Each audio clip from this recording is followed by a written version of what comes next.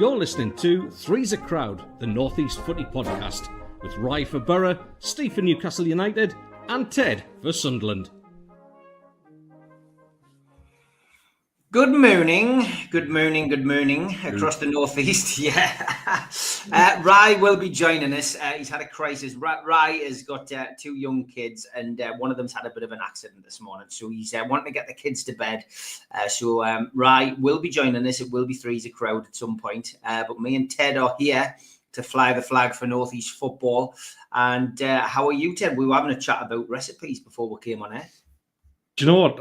Obviously, it's for the first time in a long time. The Easter holidays have actually lined up in Cyprus with the ones in UK. So I did some cooking. Yeah, I made a Thai prawn broth yesterday, which was very nice, and I made my own home recipe Rice Krispie squares because obviously it's Easter and you've got to fill your face full of chocolate and all that sort of thing. And I'm doing an Indian version of a cottage pie later on today, and obviously going to the beach as well, because what is it? It's about 26 degrees today, I think it is so far. So lovely. Yeah, it's a nice Easter, mate. It's a pity Sunderland Football Club ruined me weekend, really. But there you go.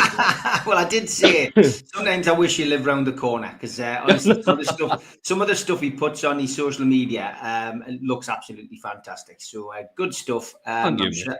Yeah, great stuff, and plenty to talk about, as always, with North East football. And when we were exchanging messages yesterday, I mean, fascinating, the Championship yesterday. Gave me time to focus on it as well, because I went out and took some non-league in. I went down to watch Gateshead play York, which was a good game. Gateshead lost 3-1. York, the better team. I got to be honest, I don't think York really had to get out of second gear in the second half to win that game. The pitch doesn't do Gateshead any favours. That pitch has got worse gradually over time. But a good game, competitive game. Gateshead took the lead, and then York equalised in the first half 1-1. Second half, York just cranked it up a little bit and ran out 3-1 winners. So Gateshead still chasing the playoffs. York obviously a step closer to moving up. But yeah, great game. Enjoyed it. Got back yesterday and thought, oh, yes, the Championship's on. It's Good Friday. So decided to tune in. It wasn't. I decided to tune into the games and obviously torment you two in the WhatsApp group. And yeah, I mean, it was all going so swimmingly at the start. But what happened at Sunderland, and why did it go wrong? I mean, is the foot off the gas, and are they waiting until the playoffs to put the best form in? What's going on, Ted? Well, it was weird because, I mean, the start of the game, they actually started on the front foot, and it looked very, very promising. An early attack, but Chris Rigg managed to fluff his lines a little bit. One of them where he toe entered it onto his weaker foot and didn't quite come off. Then it all changed on 7 minutes as soon as Trey Hume was sent off. I've looked at it back, and I'm trying to be objective about it, and I know obviously whatever opinion I've got is going to come across as biased. I just still don't think that's a sending off.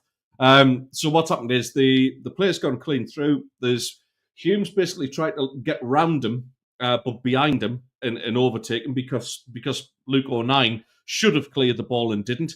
If Luke O'Nien's actually in position or gets rid of the ball, that attack doesn't actually take place. But Hume's got to get behind the man and trying to get round on the other side so he can tackle with his stronger foot. And there's been a tangle of legs. You're still talking about 40 yards out, 50 yards out. But the referee, who sent two Bristol City players off the last time he refereed them, obviously went about addressing things and sent Trey Hume off after 7 minutes. And you pretty much think at that stage, the game's done then. But to their credit, within a few minutes of that, Mayenda just decided to start in his own half with a bit of defensive work, which he does very well, I've got to say, for a 19-year-old lad. He puts himself about a bit, but he basically ran the length of the pitch, beat 5 men, and took it away quite nicely. So that was absolutely class. And at that stage, you start to think, well, there's a chance we might pull something off here. I've still had me doubts, but the disappointing thing for me was obviously, we got beat 2-1.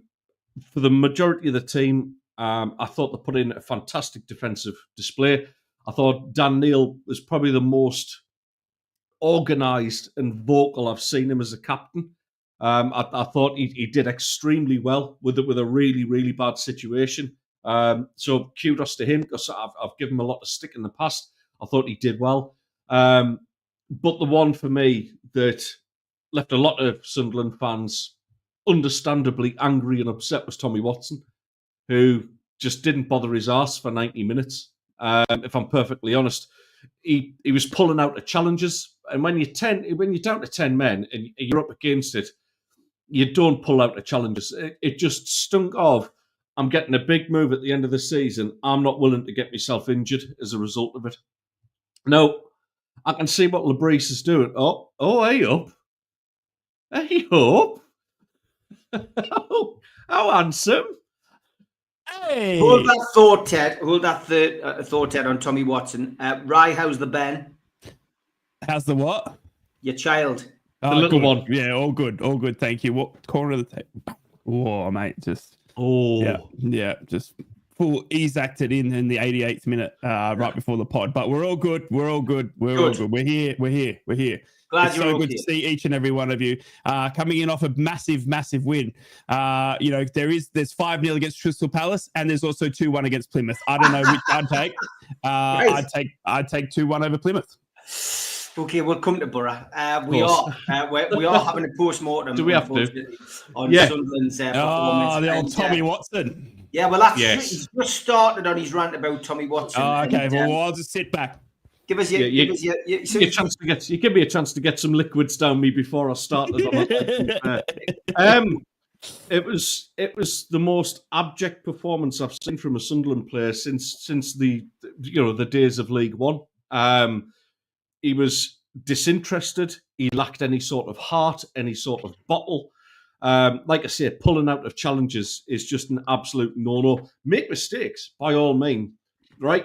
Make as many mistakes as you like, as long as you try and, if you give the ball up, go and chase it down and go and try and win it back. But there was just this pathetic air about him yesterday that was... It just stunk of Jack Rodwell. That kind of arrogance of well, I'm away out of here anyway, so why should I risk getting injured? Well, because there's 3,500 people have travelled down who sell out every single away allocation that there is. There's times he could have played Mayenda and Isidore in the second half, and he was just shanking passes, but not even not giving a toss about it. I'm having to rein my language in because yesterday I did not do so well in front of Mrs. Ted. But yeah, it was just horrendous. I got into social media and a couple of pages that I sort of contribute towards, and I put one on there thinking I'm probably going to get torn to bits for ripping into him here. I would say 99% of the Sunderland fans absolutely tore into Tommy Watson yesterday, and I think it's absolutely justified as well. You've people saying, a couple of people saying, he's only a kid. Yeah, so's Mayenda. He's the same age as Mayenda, believe it or not. And Mayenda is putting himself out there, getting back to defend, making sure he gets up there, holding the man off. He's the future of Sunderland Football Club. Tommy Watson will barely be remembered. He's this year's Thomas Butler. I tell you what, I'll go as far to say it. I'd rather have James McLean back than Tommy Watson. Wow. There's a couple of questions, Roger. Pass me a tissue. I know I am looking nice today. How's Mrs. Ted from Gary there? Mrs. Ted is very well. She's asleep and she's probably going to absolutely murder me because she works nights. What's the hang on? What's the access to EPL live matches like in Cyprus legally? No comment. Just got the pub. So Tommy Watson, right? The question I'm going to ask you, Ted, is very simple. So why does Lebris continue to play him then? I think we've got to at this moment in time. Well, we don't have to. To be honest, I would rather play Isidore on the wing and Mayenda up front. But I think honestly, Lebris is almost playing the other game to what Tommy Watson is. Of right, let's not injure any of our players. Let's keep the guys who I've got in mind for the playoffs. Let's keep them fresh and let's just use him while we've got him. The playoffs are guaranteed now. It's going to take an awful lot for us to slip from fourth place into fifth. I don't think that'll happen. Truth be told, that result yesterday actually worked in our favour in a weird way, because I'd rather play Bristol City twice than any of the other teams there. Because even with 10 men, there was times where we looked an awful lot better than what they did. So with 11 men, we beat them all day long, Steve. And right now, it's about rotating the team. It's about bedding people back in, like Lafay, for instance, who made his first start in a few months yesterday, getting them back to full fitness. Let's not burn out Isidore. Let's not burn out Mayenda too much. Obviously, yeah, it's a little bit of a worry about getting into form. We've spoke about that the last couple of weeks. That's 2 defeats in a row now for us. So we need to turn that around. I think we've got a great opportunity to do that against Blackburn and then away at Oxford as well in the next 2 games. So I'm not so much worried about that. I think that's coming. I saw from the majority of players yesterday, I saw a bit more effort, a bit more front foot. There was players like Hjelde, who I thought had a very, very good game, who looked more solid, more in control of the game. So I think that's starting to turn a little bit. But yesterday, there's no excuse for laziness. Not when there's 3,500 people made the effort to get down there. They probably made more effort getting out of bed that morning than what Tommy Watson did in 90 minutes. Teddy boy, can I ask, mate? Obviously, the result against Bristol City was an eye-opener going into the playoffs. For most fans that think Coventry and Bristol are going to join you in the playoffs, obviously, I'm hoping for a late run from a certain club. But look, the obviously Trihum getting a red card. Everyone's saying that was smart because now he gets a rest before going into the playoffs. But Bristol City and Sunderland fans on social media are at each other because obviously, like you just said, Sunderland are hoping that they could play Bristol City twice rather than Coventry City. Well, obviously the result against Coventry City was a 3-0. We've now seen you lose at home to Bristol City 2-1. The results going into the playoffs reminds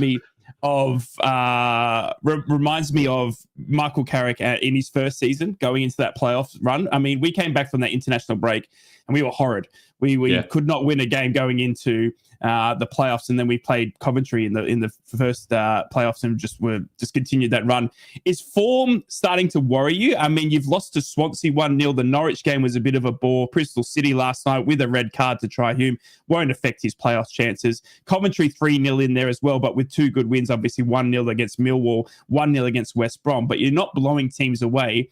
For me, looking at your form, it's reminding me very, very much of Borough's form going into the playoffs of 2022-23. And is that starting to worry you? It was, to be honest, right up until the first sort of 5 or 6 minutes of that game yesterday, where we were very much on the front foot and we looked a bit more like ourselves again. There was a bit of a higher press, which I like to see from us. But that all goes to hell when Luke O'Nien can't defend for his life and ends up getting Trihum sent off, I suppose is the best way to put it. So there was signs there yesterday that things will turn around. That's the hope that kills you being a football fan. Of course it is. But I thought there was signs there that the effort was there and there was a desire to get stuck in. Chris Mepham yesterday just was at everything. He was really riled for it. And I honestly think it's I think the momentum will shift. We've got 3 games left.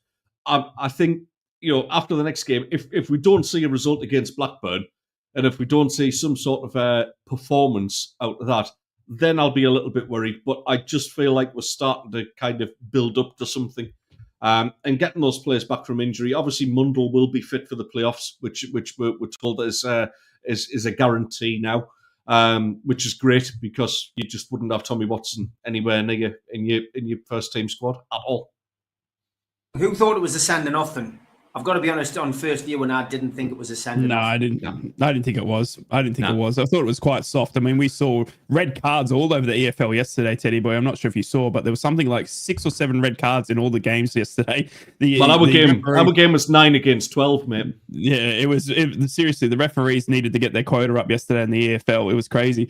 But no, I didn't think it was a red card off first, view. I thought it was quite harsh, especially, so early in the game as well that, and it wasn't, look, again, we spoke about it last week. We speak about it again, and we're going to talk about it in the Middlesbrough game as well. The referees and in the EFL, it's up to them. We have no VAR. There's no backup. It is, human error or what they see with their linesman on the side as well, which, we can are costing vital points and millions of dollars worth is in chances for promotion and in relegation cases as well. So, yeah, I didn't think it was a red card. But what surprised me more was how well Sunderland handled 3 at the back. I thought I thought they stepped up very, very well.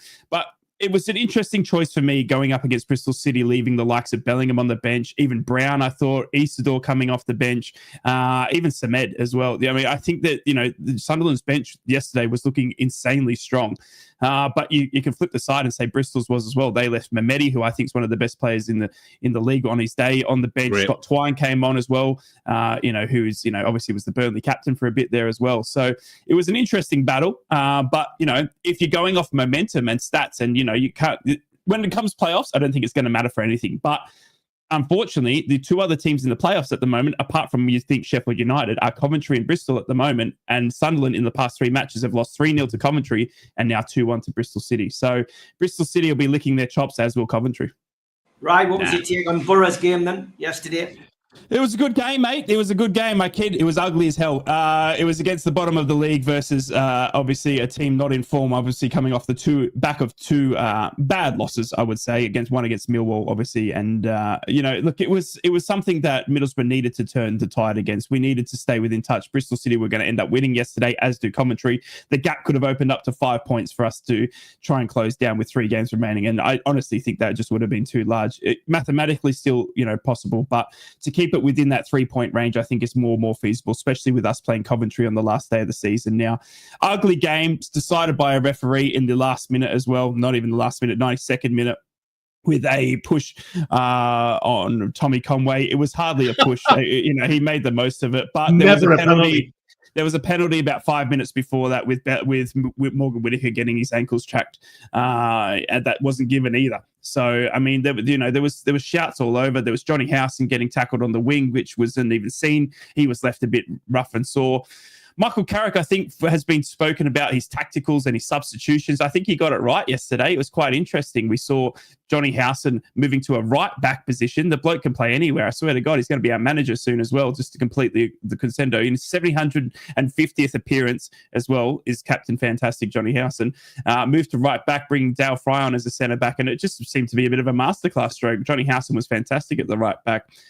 Ugly game. Plymouth fighting for everything they can. Long way to travel for them as well, just to see a penalty go against them in the 92nd minute. But a game that Middlesbrough needed to win. In the EFL, you got chances that go against you and for you, especially with the refereeing. And this one might have been a bit of lady luck again, but we'll take it. And we needed the 3 points to stay in touch. I thought Middlesbrough defended quite well. Mark Travers has been an absolute revelation. Mark Travers could have saved Kim and Kanye's wedding. I'm telling you, he could have kept them together. Put him in Hollywood, and there's not many celebrity divorces because Travers is in there saving each and every one of them. And it was good to see the likes of Dale Fry and George Edmondson coming back for some fit centre backs if we are putting this promotion playoff. The big thing is Riley McGree, though. That was the word on everyone's lips before kickoff, because he came back for 3 games, then played 15 minutes against Millwall, only to then get another knock in training to be absent from yesterday's team sheets. It was a shock to me as one of Riley McGree's lovers, best friends, best man to be, you would think, when he gets married, if he calls me up, and he wasn't there. He got another knock, and unfortunately it's something like, we did the math, it's something like 14 games now in 2 seasons. Now, he signed a new deal in the summer for an extended 4 years. That's this summer just gone. So you would think Middlesbrough aren't keen to lose any money interest on that. But I mean, come the summer, he's going to have some big questions of himself, whether he can live up to the standards of championship football. I mean, it's just he's not playing enough football for Middlesbrough. And the question as well is that the frustrating thing is that when Australia call him up, he's usually fit and raring to go. And I think that people are starting to get sick of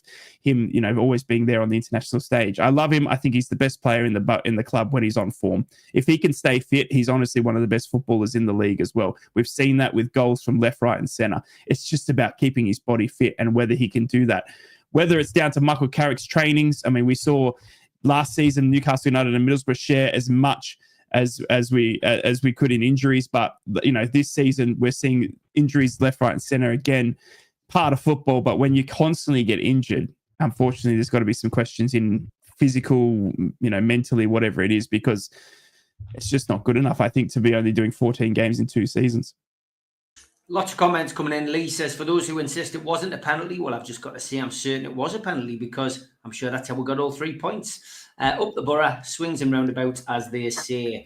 Question from Connor Beddenfield. He says, by some miracle, if Borough do make the playoffs, I think we'll get embarrassed by who we play. It's been a terrible season with all the aspirations we had. Is it time for Carrick to go right? I still don't think it is. Not at the moment. We got to just stick with him. We got 3 games to see if we can make it. It'd be horrendous to change the flag now. But we saw, we got Sheffield Wednesday, which we saw Danny Rowe come out yesterday and call his players not up to his standard. I mean, when a manager comes out and says that, and then we play them on Monday night, you'd be licking your lips for 3 points there when Danny Rowe's saying his players aren't up to his standard for this league. I mean, look, there are some great managers out there. Michael Carrick's been the longest servant in the championship. Of course, questions are going to get asked. We're asking questions. Put aside a horrible, ugly win against Plymouth yesterday. It hasn't been the most, pretty of performances over the past 3. Is it time for Michael Carrick to go? In the summer, if we don't make playoffs, I think we do need to investigate what's happening in the injury front, his training methods, his tactical awareness.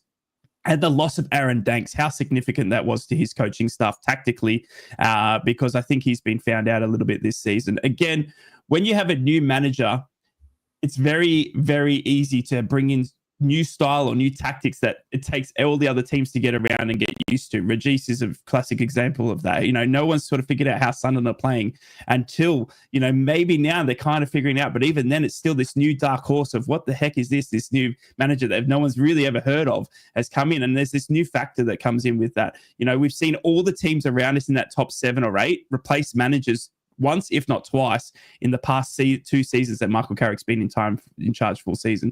It's a merry-go-round of managers, but we crave success. We need to be in those playoffs. We need to be pushing for promotion. We want to be that yo-yo club going in between the Premier League and the Championship.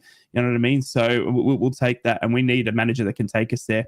And is Michael Carrick the answer? Tough to say. We need metal. We need metal in that. We're a steel town, and at the moment, it's a bit too brittle for me. Okay, question for both of you guys as we're still talking championship. 2 questions, actually, and I'll combine it with a JPEG that I managed to screenshot this week. Tom Dixon says, with 3 games left, who's going to win the championship? And Graham Morton, which is the second part of the question for you guys, is, are either of you really ready for the poisoned chalice that is promotion? And the picture I took was before yesterday's fixtures, and this was on the BBC Sport website. Look at how tight the championship is. That list of who could be promoted, going down to 11th and Watford, can be promoted or relegated. Swansea, Norwich and Sheffield, which takes you down to 14th, and can be relegated. QPR down to Plymouth, and who are bottom 15th down to 24th. The Premiership is tight this season. We've been talking about them being a top and a bottom, but no middle. It's starting to look like that now, very much so in the Championship as well. Things have definitely changed. But yeah, the 2 questions. Who is going to win the Championship, do you think, Ted? And are you ready for the poison chalice that's promotion if you do get promoted? Because as laws of averages at the moment are what goes up must come down, and it's usually the following season. Yeah, absolutely. I think it's all about consistency. Somebody else mentioned about consistency earlier on there, and I think Burnley probably have been the most consistent team in the league this season. And yeah, I think Burnley will win it. I can't see Leeds they're an absolute basket case of a club, really. I think that Sheffield United they'll go on a bit of a wobble. I don't think Sheffield United will get promoted. I just can't see it. I think if they end up in the playoffs, I think their heads will go completely. And I think Wilder will be the first one to let his head go as well. So I think Burnley to go up. In terms of the second part of the question, I watched the Newcastle game. I'm sure we're going to come to that anyway. I watched it during the week. I watched the game against Crystal Palace. And I was looking at that going, God, if we get promoted, I thought Crystal Palace could probably demolish us. You know what I mean? So when you see that, I would hate Derby Day right now. And I'm not blowing smoke up the Geordies' backsides or anything like that. It's just there's such a big gulf. I would always look forward to derbies of like sort of, you know, we were a lot of years, Steve, we were always the underdog. And I always fancied us on the back of that. Now it's just I don't think there's such a thing as an underdog as such. Now it's more just complete whipping boys, and I think we'd get demolished. So I really don't think I would enjoy Premier League football. I'd enjoy the 20 minutes after winning promotion. I'd love that. Yeah, I wouldn't be off social media, but as soon as the fixtures come out for the Premier League, forget it. I'm going into hiding. Same question to you, Ryan. For you, who do you think the top three is going to be for the end of this year? Who's going to get promoted? I mean, I've got to be honest. I agree with Ted. I think it's too much now for Sheffield United. That bad run of form in the last few weeks has cost them, despite them winning yesterday. It's between Leeds and Burnley for me. Who ends up top? I think. The other one. Yeah, no, I completely agree. I think it's going to be interesting. I think Leeds win it for me. Burnley versus Sheffield on Monday night is going to be a big telling factor to that. Burnley are obviously a very good team in form, but Leeds are just not bottling it like everyone expected them to be. And Leeds and Burnley deserve to go up this season. They have been the best of the rest in what's been an ugly championship, showing that table like you did before with how many teams can be promoted and relegated still. You know, these teams have been performing at the top end and they've got, you know, such a significant gap that they both deserve it. I think Leeds win it for me and Burnley comes second. As for the playoffs, I think it's just anyone's game still. It's so hard to tell. It's going to go down to the last day of the season for the Coventry, Bristol City spot. Obviously, Sunderland, Sheffield United, I would say, are obviously in there. But whoever those two are going to play is still up for grabs, I think. I mean, even Millwall, for goodness sake, can still make a late charge as well for, you know, in terms of points. So, yeah, no, it's going to be interesting. Momentum's going to be massive. Momentum's got to be massive going into the thing. West Brom's momentum is shocking. So we look at Sunderland's, you know, that their momentum hasn't been the greatest. Coventry and Bristol still keep picking up points. Sheffield United's momentum, though, everyone's saying them, well, their momentum's shocking as well. They picked up a good win yesterday, but the game against Plymouth with Chris Wilder and the antics we saw after that was disgusting, and it was absolutely ugly. We even saw some of the biggest fan groups of Sheffield United condemning Chris Wilder as their coach and whether he's got the chance. Now, we saw Sheffield United as Newcastle fans will be very, very well aware going up to the Premier League last season and getting, was it 7-0 against Newcastle United? I mean, you know, these are the teams that are blowing away other teams in the championship. So look, I think from 3 down, it's anyone's game. But for me, as you see it right there, Leeds United first, Burnley finishing second, Sheffield United and Sunderland where they were. And then from about 5th down to 8th, maybe even 9th, I think is still anyone's game. I think Blackburn have fallen away a bit too much. They're in a bit of world of hurt as well with their manager crisis. And they're looking at appointing Wayne Rooney. Can we get a lull in the chat for that one? Blackburn Rovers talking about appointing Wayne Rooney as well. So that's going to be absolutely, atrocious if he gets another job. Please do it by Monday. I know, right? But I think, as I said, yeah, Bristol City sort of in 5th down to Millwall in 9th can still make those playoffs. Unbelievable. So Leeds could get promoted depending on the result between Burnley and Sheffield United. If Burnley win at the weekend, Monday, then beat Sheffield United, then Leeds United will be promoted. So interesting stuff. One more championship-related question, and it's from Newcastle fan Craig, who says, "What's Trafford like as a keeper? You guys have seen more of him. Is he Premier League class, Ted?" I'm probably the worst person to ask. I don't like him at all. I really don't like him at all. I think that's partly down to the mind games, shall we say, time wasting that he did against Sunderland when we played Burnley. But there's no getting away from it. He's a very, very talented goalkeeper. He commands his box well. He's loud, which I think is important for a keeper. I like a keeper to be vocal and command his area and bat at the defenders, and he does all that for me. He's got time on his side. He's still a very young keeper. Keepers don't hit form now till their early 30s, to be formed. They're absolute peak. So, yeah, listen, I know there's rumours of him, Newcastle United, very much interested in him, and I think they could do a lot worse, to be honest. He was... he had 2 penalties that he saved against Sunderland, be honest. Yeah, that's exactly why I don't like him. But being objective, he's a very, very good goalkeeper. Probably the best there is in that division. Interesting stuff. Yeah, Newcastle almost certainly going to sign Trafford in the summer by the sounds of it. Rye, what's your feelings on Trafford? Trafford, did you mean to say Travers? Because Travers is the best keeper in the league by far. Trafford's a poor man, Travers. Travers, who is on loan from Bournemouth, is going to come to Middlesbrough in what's going to be one of the best goalkeeping signings of the century. Trafford is obviously a young, up-and-coming goalkeeper. He's got England potential written all over him as well. He's got the best clean sheets. I mean, we saw that historic run with JJ Watt. We don't know if anyone was following this along, but JJ Watt, who is an ex-NFL superstar, declared on social media that if Trafford can keep, I think it's something like a clean sheet till the end of the season, then he'll go back and play NFL coming out of retirement. Well, Trafford fell about 2 games short of that, of keeping a clean sheet. Look, he's had very, very good defense in front of him. Let's not, Egan Riley, is a fantastic defender, and Burnley's setup for defensively has been masterclass. Can you put him in a Newcastle side? You bloody oath you can. With Dan Burn in front of him, Kieran Trippier, the way he's been playing, and then you got the youngsters coming through on your wings as well. I think you've got a young up and coming keeper. Does he dislodge Pope though? And does Trafford want to come in and sit, second fiddle? Well, you're going to need a big squad if it looks like Champions League football's on your horizon, which it is. Then you're going to need a big squad, and you've seen Pope getting injured. So, can you see the rotation? But he's going to have to be happy, to be rotated. I think he's got England aspirations.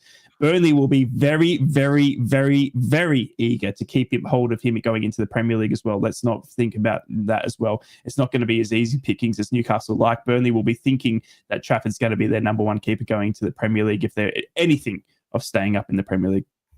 Yeah, it does Pope stay at Newcastle, of course. Burnley back in the Premier League. Is there a potential deal for Pope to go the other way? Exactly. Or are Newcastle keen on keeping hold of Pope? Lots to be decided in the summer. Halfway through the show, though, and it's time to get the cat out.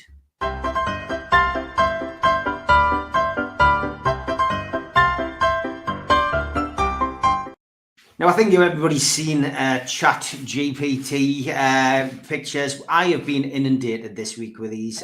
There's been so many. The lads have kept us occupied. We'll get the worst one out the way. Mickey Mouse Cup. A horse. Panda CD gets me. That is superb.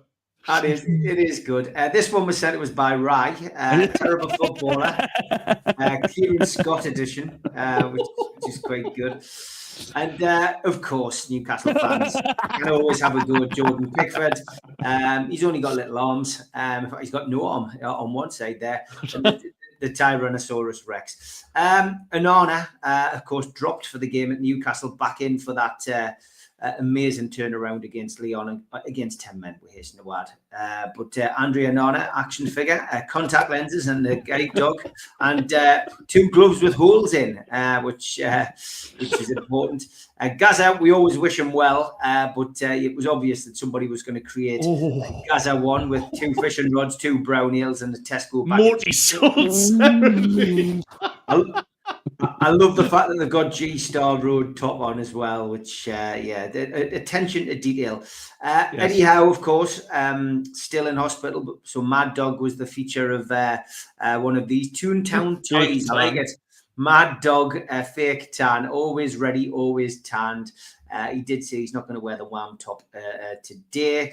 And this one, a VAR action figure of a referee. Fantastic. Glasses, a stick, and a dog, guide dog as well, which I think most of us can accept is probably what most of these VAR officials look like. I did mention Eddie Howe earlier. He's having a little bit of recuperation after a bout of pneumonia. The photos that have been coming out of the hospital have been very, very enlightening.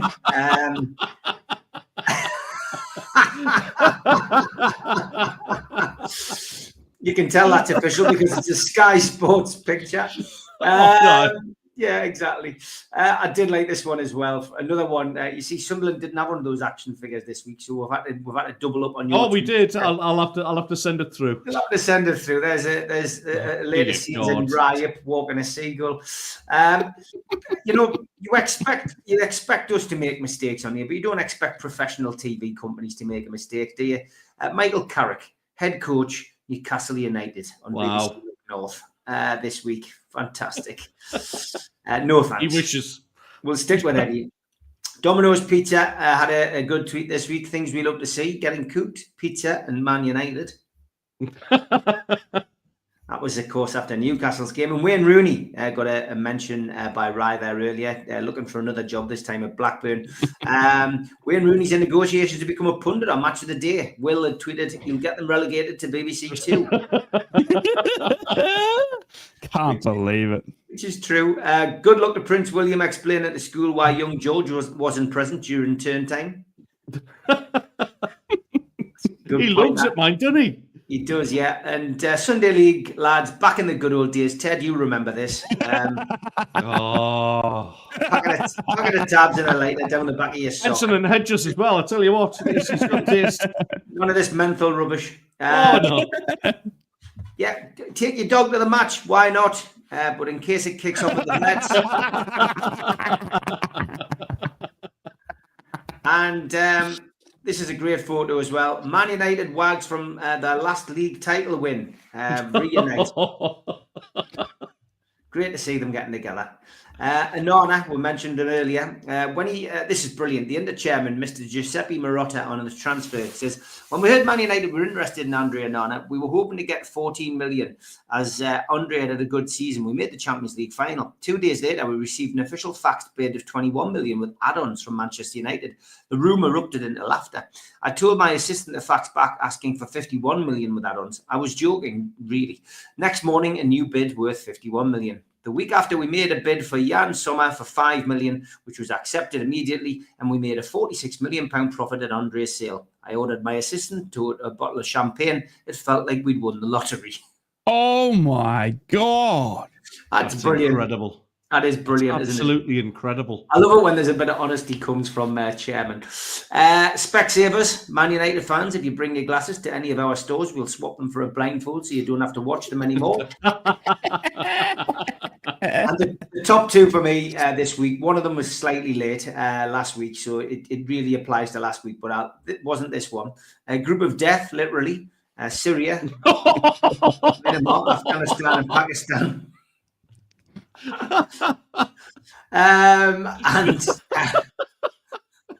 Right, getting flashbacks here. And the winner this week was this one. I love a Muppets reference, lads. Borussia Dortmund's defense against Barca.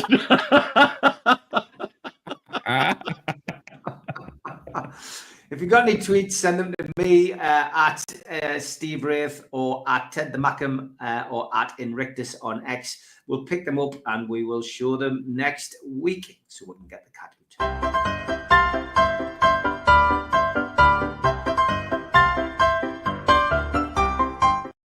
Craig Lee on Eddie Howe says, I think Howe in hospital means no team talk needed. The lads won't want to let him down, so he tries to rush back, which is bad news for the opposition. And yes, those tweets have been forwarded to Melly. I went on his podcast last weekend. He went on mine. We've seen him. I've got to be honest, though, and I'll admit it on here as well, lads.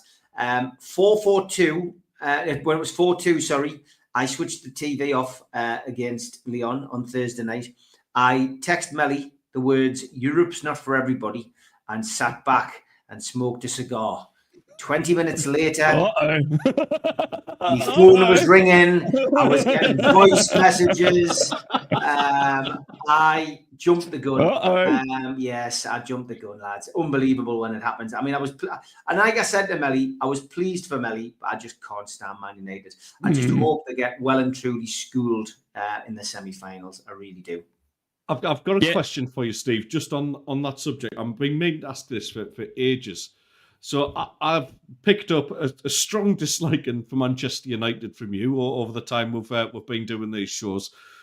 Would you rather beat Sunderland once in a derby, or beat Manchester United every game you play for 2 seasons? You can only pick one.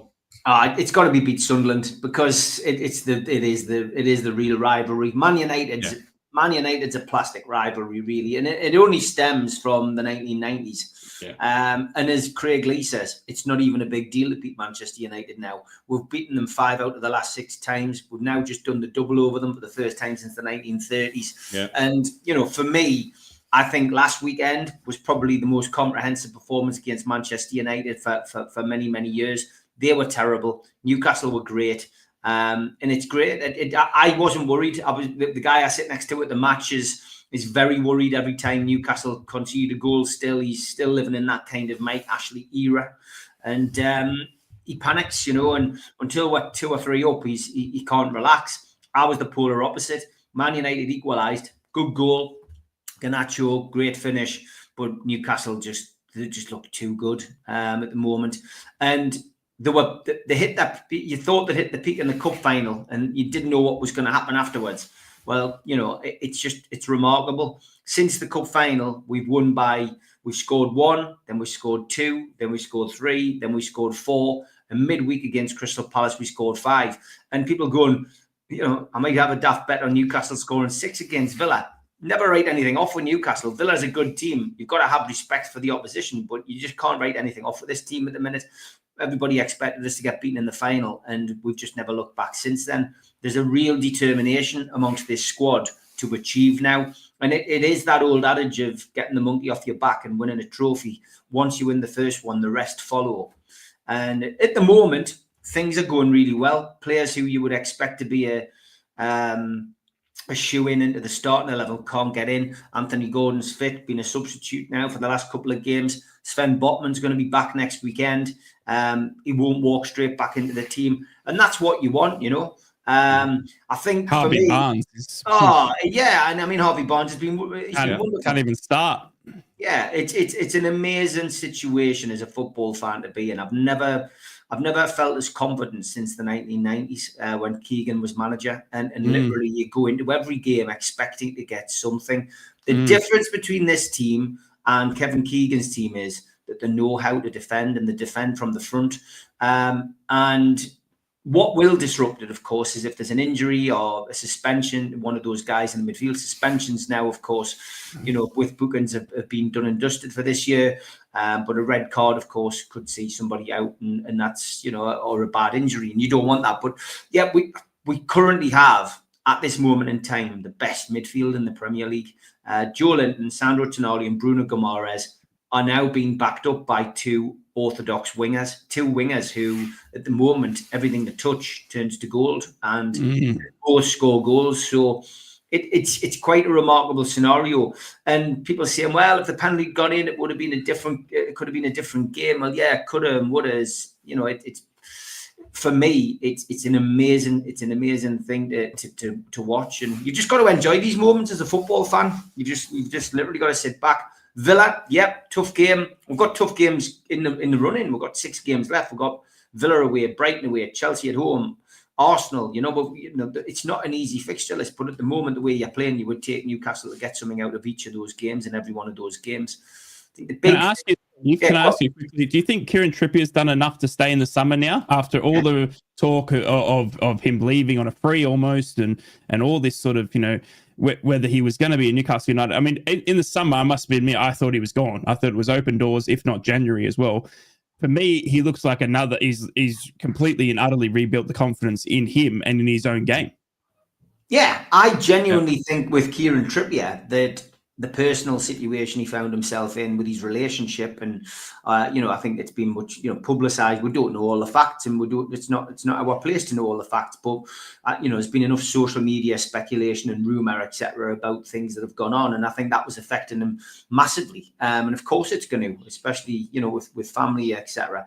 But for me, Kieran Trippier at the moment is now rolling back the years, is the phrase. He's, there was a couple of times, against Crystal Palace in particular, where Sandro Tonali is playing a crossfield ball of about 40 yards.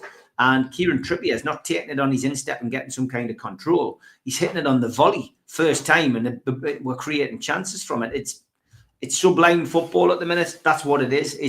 It's dreamland for Newcastle fans, and Kieran Trippier has definitely done enough to get some kind of contract extension if he wants to stay. You know, the summer's going to be an interesting summer from our perspective. It really is. Who stays, who goes. The Champions League qualification, if we get it, which we should, is going to determine whether Newcastle let certain players stay or go, because you have to have 8 homegrown players within your squad for the Champions League. So that's going to be important. But yeah, there's lots of big decisions to make. You would say that there's probably 2 or 3 players who you would expect to go. But yeah, it's going to be interesting. I think we can all speculate. You know, you could say Longstaff, Wilson, you don't expect them to get new contracts, but who knows? And who knows what Eddie and Paul Mitchell are planning. We've already started, by the looks of it, with Fabrizio Romano reporting this week that we've already started looking at recruiting, and we've got a young Spanish midfielder, left winger, I think he is, Madero, coming in from Malaga. You know, Newcastle already looking to increase. Sorry, that means something else where I live. Is it? Yeah, for us, it really is an interesting time to be a Newcastle fan. Yeah.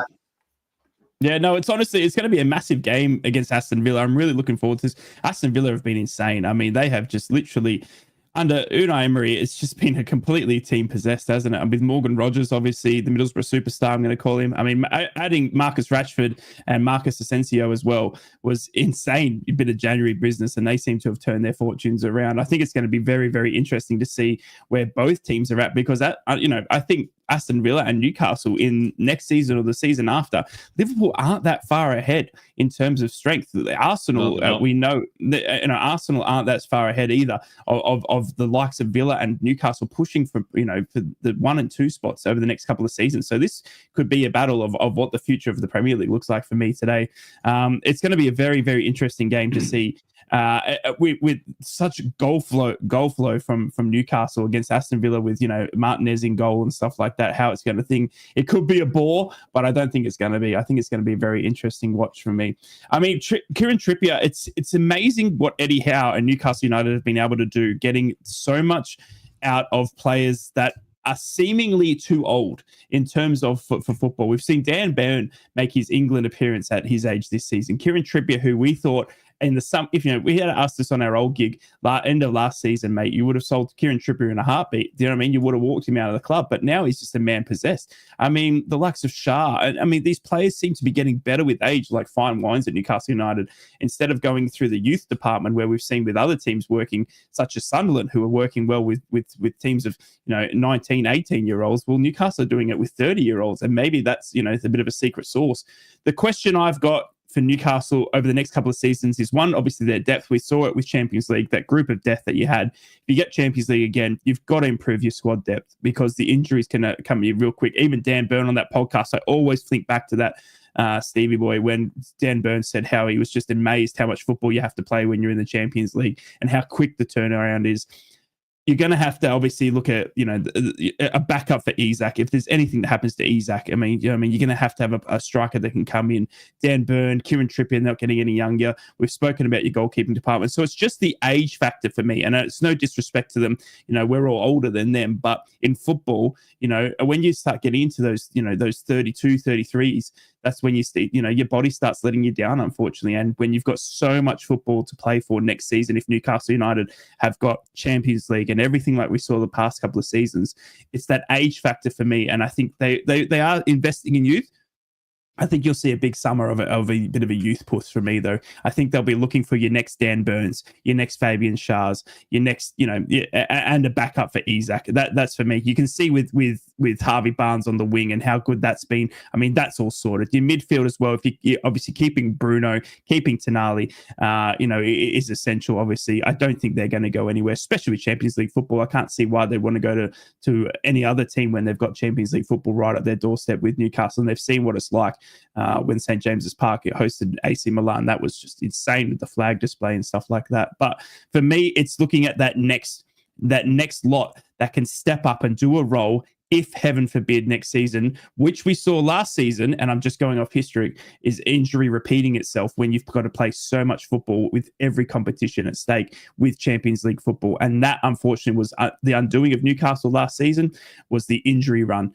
And I think next season, they're all 2 years older from then, the squad depth is going to have to be looked at. And I think it's going to have to be youth rather than seniors. I agree with Rye there, Steve. I think like having the likes of Trippier, to use him as an example here, I think it's so important for Newcastle United to hold on to him for at least another season in a playing capacity, and actually, probably use him for FA Cup games, use him for League Cup games, and those games where you expect to get 6 points a season, if Middlesbrough get promoted, for instance, the lesser teams. But I think it's important that the Trippier is retained from a coaching perspective as well, Steve, because when I see Trippier on the pitch, and I know we've had banter about Trips and all that sort of thing, where he's whatever he does in his personal life is his own, but as a player, first-rate professional, and I like the way he communicates with the other defenders around him. He seems to be an organizer, and I think from a coaching perspective, that's really important to have that, especially if they do start and look at younger players coming through. You need those older heads around you to be able to bring them through. And all right, he might not get as much game time, but I think he's an integral part of what Newcastle United are doing right now, and important to keep him for at least another season, I think. Yeah, I would agree. And I think as well, when you look at Kieran Trippier and the way that he organises, as you say, I think he could potentially be a coach. He could be somebody who goes on to be a good manager as well, moving forward, and that worth keeping him on just for his experience, etc. But it's amazing. And Geordie Tubalite makes a good point. If Villa don't get Champions League, they're in danger of going bang with the 97% on wages against turnover. It is madness. A couple of questions as well I saw in there. Yeah, David, no, I haven't heard anything about this Mark Gahey incident. But again, if it's a social media rumour, then I would probably edge clear of it. 2 or 3 quality more in at the academies. The Champions League is all well and good, but domestic should be the priority. And Chris is going back to Borough there. He says, there's been another major injury in the Borough training camp. What is going on at Borough training ground? How can players keep getting injured in training sessions? You know what Newcastle did? And Jason Tyndall paid tribute to the guys yesterday in the press conference. Newcastle have improved massively behind the scenes with the injury situation. I know I haven't had Europe this year, which is what you were getting at, right? But we brought in Steve Bunce, who's been a massive difference for us this year. Everything from soft tissue injuries to people's recovery, dietitian, nutrition, all of these people he paid tribute to yesterday. And that's very important, and I think Newcastle have got it right. We all thought it was going to upset Eddie a little bit, these people coming in. It's been the polar opposite. These people have come in and they've helped the situation. And I think that's what maybe, what, the other teams could learn from, Ryan. And that's obviously disappointing for Middlesbrough. Again, more injuries. Yeah, no, it is disappointing, and obviously we looked at it as well in the summer. It was funny that Newcastle and Middlesbrough's time came at the same time to look into the fitness department, and we made some big changes. We brought back a couple of fitness experts, one from Tottenham Hotspur who had left a couple of seasons ago, but we also brought in Graham Carrick, obviously from Newcastle United, and that's obviously Michael Carrick's brother, but it was around his fitness and his understanding of how to play so much football and all that we were sort of trying to lean on. But unfortunately, it's happened again. We've had so many injuries from the training ground, and I think one thing that frustrates us when it comes to the injury front is Michael Carrick is. I'm not sure how Eddie Howe and Jason Tyndall handle it, but Michael Carrick doesn't let anyone know. He doesn't tell anyone. He doesn't say, and there's always the question at the start of the press conferences, has there been any squad updates? All the reporters ask it, and he just says, nope, squad's the same. And then all of a sudden, 2 days later, we rock up and we're missing Riley McGree and we're missing George Edmondson. And then it's like, oh yeah, he's injured. And it's that sort of frustration that I get, that there is sort of a tactical side to it where you're not trying to let the teams know that this guy's missing and this guy's missing. I can understand that. But at some point, you've just got to be open and honest with the fans, because there's good paying fans expecting to rock up and see a Riley McGree or George Edmondson or whatever it may be, and they're just not there. So, and the frustrating thing as well is that it's not out of the games; it's in the training paddock. And then you ask questions of what's happening at training. Is it too intense? Are they doing too much? Is there too much physicality towards the end of the season? Do you know what I mean? We've spoken about this time and time again, how much running is in modern day football and how many kilometers these boys are traveling and how fit they have to be to rock up, especially in the championship when it's, we played yesterday, we're going to play Monday. Do you know what I mean? So you need a deep squad to do that. And in the championship, unfortunately, we haven't got the money to have a good deep squad to go and rely on. Well, you've got to rotate your youngsters and all that through there as well. And then training's got to be, handled light on, whether they're doing too much or not. It's ridiculous to rock up to a game on Saturday expecting to have a fully fit squad, and all of a sudden you've had 2 or 3 boys that have been injured at training, somewhere where you feel to be safe and that you can, And I took it as well, and I put this to Michael Carrick and the crew a couple of weeks ago. If someone has got a niggle, if I look at someone on the weekend, Aidan Morris yesterday got absolutely battered. He was kicked around the shins more times than I've ever seen a footballer kicked around the shins. I mean, the bloke was on the ground half the session. Today, I'd be going, right, Aidan, you're on the ice bath. Do you know what I mean? And we got to have these analysis and these GPS trackers and all that sort of stuff that the Premier League use in the championship level to minimise these injuries, because they're costing clubs so much. And we really do need to look into it from a nutrition point of view, fitness point of view, all of it. We really do need to put some more money into it, especially at Middlesbrough. And if Newcastle can do it, and they've fixed it, going into Champions League next season, like I said, is going to be a completely different beast for Newcastle United. Obviously, you probably won't get that Champions League group of death either. You would hope, touch wood, but I think different format. Oh, it's different format as well. There you go. So, I mean, look, it's got to be a massive, massive factor in modern day football. You have to take care of it. Riley McGree, like I said at the top of the show, 14 games in 2 seasons as a professional footballer. It just can't happen. It can't. When the team's so reliant on your good players.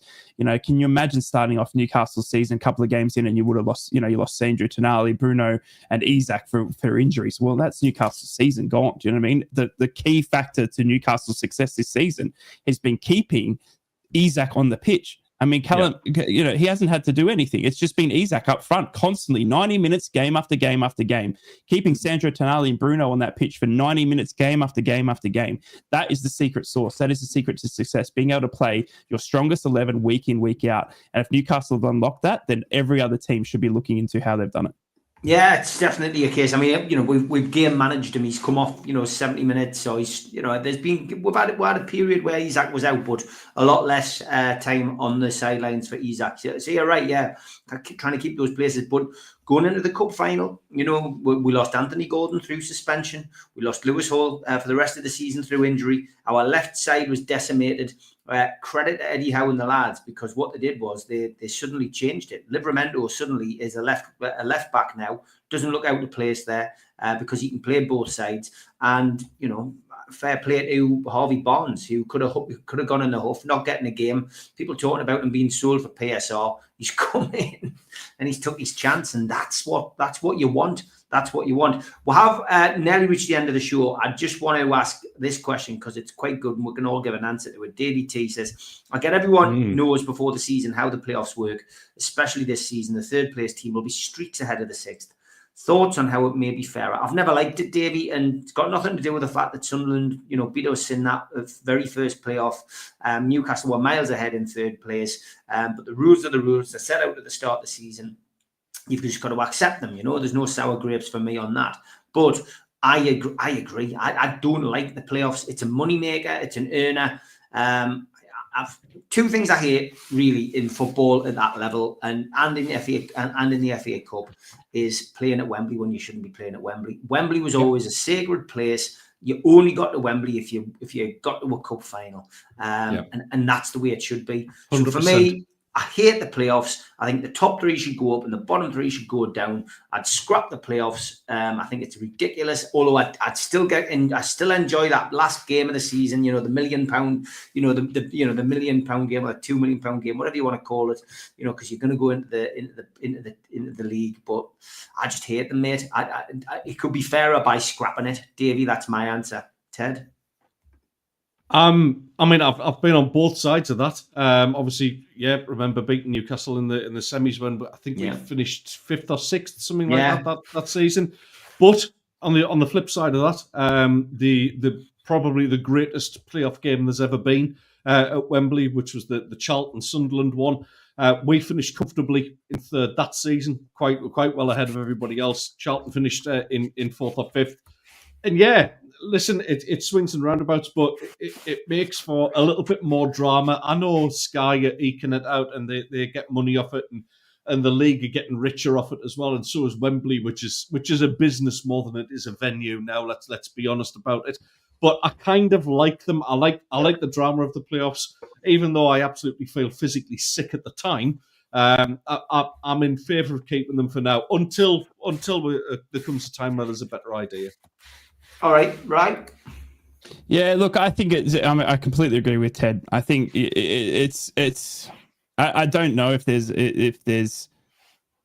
a different way you can look at it. I mean, some people have spoken about a grand final and stuff like this. I mean, the way the A-League works here in Australia is we have a grand final. You go into a finals fixture.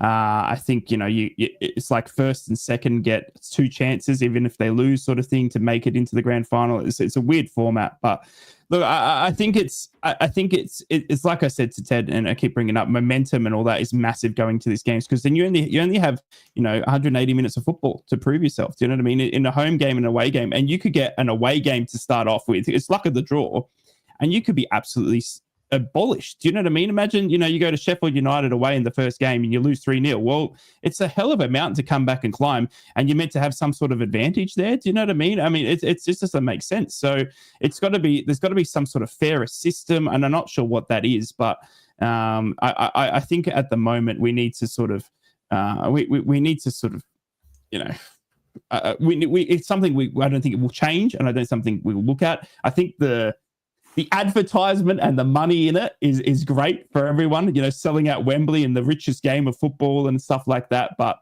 I think over 180 minutes, your season and what Sunderland have achieved this season could go out the window in 180 minutes is not, is not fair, because it doesn't, encapsulate all the success you've had in that season. It doesn't. There's no bonuses for as long as you finish 5th, 6th, or 4th, you've got a chance, and that's crazy to me. There's got to be some more benefits for finishing 3rd or 4th and so on.